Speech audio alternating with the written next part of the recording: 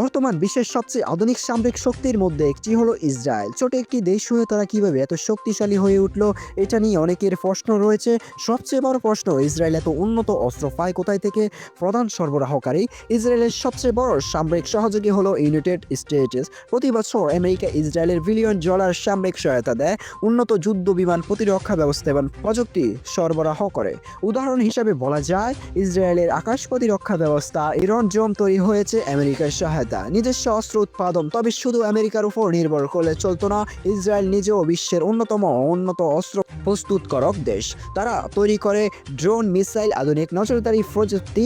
এই কারণে অনেক দেশ ইসরায়েল থেকে অস্ত্র কিনে থাকে। প্রযুক্তি, গোয়েন্দা শক্তি, ইসরায়েল শুধু অস্ত্রে না, প্রযুক্তিতেও অনেক এগিয়ে। সাইবার সিকিউরিটি, গোয়েন্দা তথ্য সংগ্রহ, আধুনিক যুদ্ধ কৌশল, এই সব মিলিয়ে তাদের সামরিক শক্তি আরও শক্তিশালী হয়েছে। কেন এত শক্তিশালী? বিশেষজ্ঞদের মতে ইসরায়েলের শক্তি পেছনে তিনটি বড় কারণ রয়েছে: শক্তিশালী মিত্র আমেরিকা, নিজস্ব প্রযুক্তি, উন্নত সামরিক পরিকল্পনা।